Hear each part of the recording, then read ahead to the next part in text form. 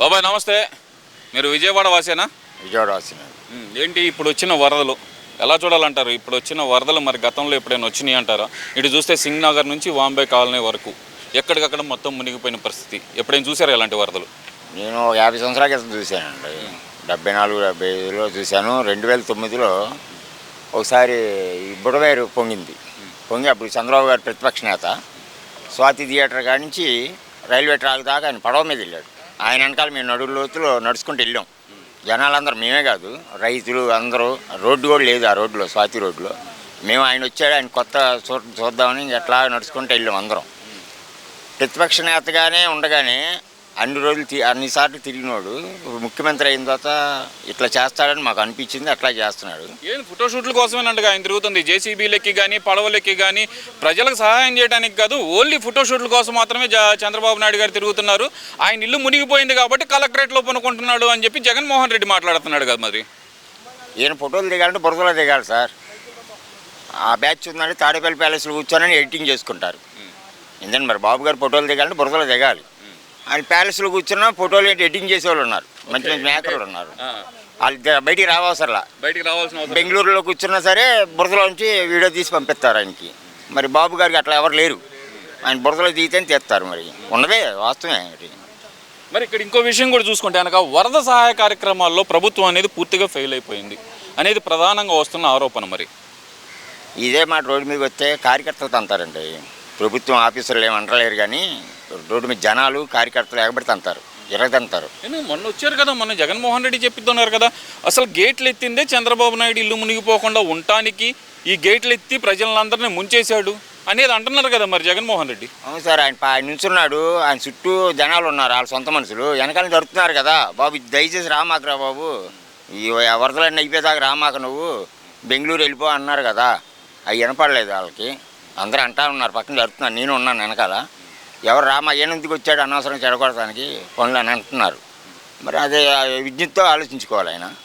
ఇప్పుడు చూస్తే కనుక గడిచిన 2 సార్లుగా అంటే 2020లో ఒకసారి, 2021లో ఒకసారి ప్రకాశం బ్యారేజ్కి ఇలాగే పడవ ఒకటి అడ్డం పడింది.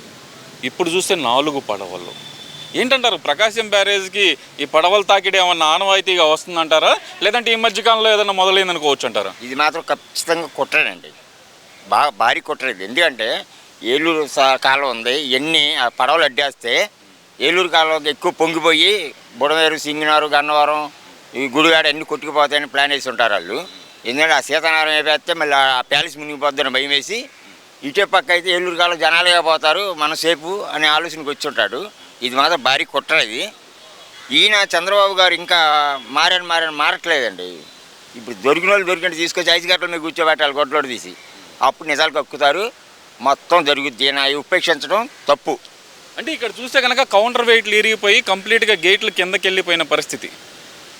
అసలు అలాంటి పరిస్థితుల్లో కనుక ఇంకొక 1,00,000 క్యూసెక్కులు కనుక వరద పెరిగినట్టయితే కనుక ప్రకాశం బ్యారేజ్ తట్టుకునే పరిస్థితి ఉందంటారా? ఏంటి, ఒక రకంగా ఈ లంక గ్రామాలకు వెళ్ళటానికి మునిగిపోవడానికి ఎక్కువ కారణం ఈ పడవలేనండి. లేదా ప్రశాంతంగా వెళ్ళిపోయి డైరెక్షను ఉండి ఆగా కొట్టడం వల్ల అది గ్లేట్ కడితే కృష్ణలంక ఏది ఉండేది కాదు. అది చంద్రబాబు గారి పుణ్యమన్న రిటర్నింగ్ వాళ్ళు కట్టారు కాబట్టి సరిపోయింది. కానీ అక్కడ రామలింగేశ్వర నగర్ కానీ కృష్ణలంక కానీ మొత్తం ఎలాంటి జనాలు చెబుతారు. లేడీస్ ఎవరిని అడగవసరలా, ఒక్క రాజకీయ నాయకుని అడగమనండి, కామన్ పీపుల్ని అడగండి, వివరంగా చెబుతారు. ఎందుకంటే ఆయన చేసింది ఏంటంటే గ్రీనరీ చేసి పార్కులా కట్టుకున్నాడేమో, కానీ చేసిందంతా చంద్రబాబు గారు. ఏది 2016లో మేము చూసాం అక్కడ మొత్తం కట్టడం. ఎందుకంటే గద్దె రామ్మోహన్ గారు ఎమ్మెల్యే కాబట్టి అయ్యింది అది. అక్కడ గద్దె రామ్మోహన్ గారు కాబట్టి అయింది. వేరే ఎమ్మెల్యే అయితే, వైసీపీ ఎమ్మెల్యే అయితే మాత్రం అవన్నీ జోబులోకి వెళ్ళిపోయి ఎర్రమట్టి ఒకటి వేసేవాళ్ళు అక్కడ. ఎర్రమట్టి ఒకటి అది ఈ దెబ్బకి ఎప్పుడో కొట్టుకెళ్ళిపోయేది. గద్దె రామ్మోహన్ గారు కాబట్టి అక్కడ ఉన్న చంద్రబాబు నాయుడు గారు కాబట్టి ఒప్పించి చేయించారు. ఇప్పుడు బుడవేరు చూడండి, వీళ్ళ మొహం ఏమైనా అయిద్దా? బుడమేరు అంతా మీదే పాపం అంటున్నారు కదా, చంద్రబాబు నాయుడుదే పాపం అదంతా అంటున్నారు కదా.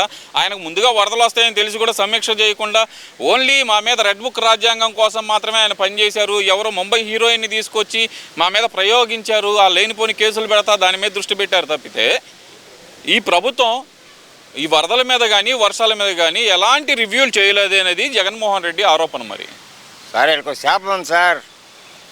కింద సందుల్లో ఉన్న పల్లెటూరులో రోడ్ల మీద మట్టి వెళ్ళిన వాళ్ళు కాలంలోకి వెళ్తే చచ్చిపోతారు. ఆ కాలంలోకి ఎందుకు వెళ్తారండి? ఈత రాదు ఎవరికి. మరి కాలువ దగ్గరికి వెళ్ళి మట్టి పోతే గాలి దారి పడిపోతారని భయం, అందుకని ఎవడు రాలా. మరి నిమ్మరాయన చూడండి, వారం రోజులు అక్కడ వర్షంలో తడుచుకుంటా కూర్చొని మహానుభావుడు. ఏమంటే జగన్ బుర్ర నిండా బురదే ఏంటి. దీని పరిష్కారం ఆయనకి ఒక చిన్న సలహా జగన్ రెడ్డికి, చంద్రబాబు నాయుడు గారి కాళ్ళు కడుక్కొని ఆ నీళ్లు తాగితే కానీ ఆ బురద పోదు. అంటే ఇక్కడ ప్రధానంగా చూస్తే కనుక మరి మొన్న అంబటి రాంబాబు గారు కూడా మాట్లాడుతున్నారు. ఆయన ఏమంటున్నారంటే కనుక ఈ బుడమేరు గట్లు దిగటానికి వెలగలేరు రెగ్యులేటర్ ఓపెన్ చేయటమే కారణం అంటున్నారు. ఒకవేళ కనుక వెలగలేరు రెగ్యులేటర్ కనుక ఓపెన్ చేయకపోతే ఏం జరిగేది అంటారు? ఏ విషయం మాట్లాడు, గంట గురించి మాట్లాడు, అరగంట గురించి మాట్లాడు, వెలగలేరు రెగ్యులేటర్ గురించి ఈ విషయాలు ఆయనకేం తెలుసు అండి. వాటర్ గురించి మీటర్ల గురించి ఆయనకేం తెలవు. వేరే విషయాల గురించి అడగని అన్నట్లుగా మాట్లాడగలుగుతాడు. అందుకే దీని గురించి అయితే కాదండి, అది తెలితేనే కానీ మాట్లాడడానికి. ఆయన అంటున్నారు కదండి, వెలగరేలు రెగ్యులేటర్ ఓపెన్ చేయడం వల్ల మాత్రమే ఇప్పుడు విజయవాడ ప్రాంతంలో సింగ్ నగర్ కానీ, వాంబే కాలనీ కానీ, వైఎస్ఆర్ కాలనీ కానీ ఇవన్నీ మునిగిపోయింది ఆ రెగ్యులేటర్ ఓపెన్ చేయడం వల్లే అంటున్నారు కదా. అసలు ముఖ్యంగా వెలగరేట్లు రెగ్యులేటర్కి వీటికి ఉన్న సంబంధం ఏమనుకోవచ్చు అంటారు? ఆయన టీవీ వార్తలు చూస్తాడండి, టీవీ వార్తలు చూస్తే ఏమైనా మాట్లాడచ్చు. అందులో 2 మొక్కలు ఇందులో 2 మొక్కలు చూసి ఆయన తెలుసుకోవాల్సిన అవసరం లేదు కదా, గ్రౌండ్లోకి వెళ్ళి చూడాల్సిన అవసరం లేదు. ఇప్పుడు ఏ మంత్రి అయినా సరే అంటే బాబు గారు ఇక్కడ, అంటే బాబు గారు అని కాదు, పివి నరసింహారావు తర్వాత నాకు నచ్చిన ఎన్టీ రామారావు తర్వాత చంద్రబాబు నాయుడు గారు పాలనలో. మరి ఈయన పాలనలో మంత్రి పక్కన గట్టు మీద ఒక కారులో కూర్చొని ఎవరితో చేపించవచ్చు. మరి మంత్రి అక్కడ కూర్చున్నా అంటే ఏంటి, మనం ఎందుకు మాట్లాడాలి పెద్ద ఆయనతో, బాధ్యత భయం. అంటే భయం కలిగినోడు ఏమైనా చేయగలడు. భయం భక్తి లేనోళ్ళు ఇట్లా పోరంపోకుల్లాగా ఉండి మాట్లాడుతూ ఉంటారు. ప్రజలు ఇబ్బందుల్లో ఉన్నారని చెప్పి ₹1 ప్రకటించారండి మరి జగన్మోహన్ రెడ్డి గారు. మరి ఆయనకి బాధ్యత లేదని ఎలా అంటున్నారు మరి మీరు? బాధ్యత ఉంది లేదని ఎవరన్నారండి? బాధ్యత ఉండబట్టే చూస్తానికి వచ్చాడు ఏండి. ₹1 ప్రకటించారు కదండి. ₹1 ఏమండి, 100 కోట్లు నేను దొబ్బినప్పుడు మీ దగ్గర ₹100 ఇవ్వలేనా? ఇప్పుడు టీ ఇస్తాంగా, అవి వచ్చినప్పుడు కదా ముందు ఇవ్వలేదంటారా? ఎక్కడిచ్చినట్టు? సరే ఇప్పుడు ఓవరాల్గా చూస్తే కనుక ఈ బ్యారేజ్ విషయం, ఇన్ కేస్ ఆఫ్ గనక బ్యారేజ్ డ్యామేజ్ అయితే గనక ఈ బోట్లు తగలటం వల్ల ఎలాంటి విపత్తు కింద గ్రామాలకు సంభవించేదంటారు? అది అందరికీ తెలిసింది కదండి. ఇప్పుడు మామూలు వరద వస్తేనే తట్టుకునే కష్టం ఇది కాబట్టి తట్టుకుంది. ఇది మళ్ళీ 50 సంవత్సరాలు 70 సంవత్సరాల క్రితం రిపేర్ చేశారు మళ్ళీ. అంతకుముందు మా తాతల కాలంలో కట్టారు ఇది, మా నాన్నగారి టైంలో మళ్ళీ కట్టారు, రీమోడల్ చేశారు. ఇప్పుడు బాబు గారు కూడా మళ్ళీ 15 లక్షల క్యూసిక్లు వచ్చినా తట్టుకునేది చేస్తానంటున్నారు. కానీ సంతోషం, ఇది వచ్చిందంటే కిందంతా దివిసీమ 70 ఏళ్ళ తుఫాను చూశాను నేను. ఏమండి ఏంటి మొత్తం శవాల దెబ్బలు. ఎందుకని? ఇలాంటి చిన్న చిన్న తప్పుల వల్లే. ఈ బుడవేరులో అంత బట్టి ఒక అంటే 45-150 మీటర్లు అంటే 270 అడుగులు 300 అడుగులు కొట్టుకుపోయి 15 అడుగులు లోతు అంటే మామూలు విషయం అండి ఇది. ఆయన మట్టి తవ్వుకొని తినమని అవ్వడండి చెప్పి అడ్డగాడిదా.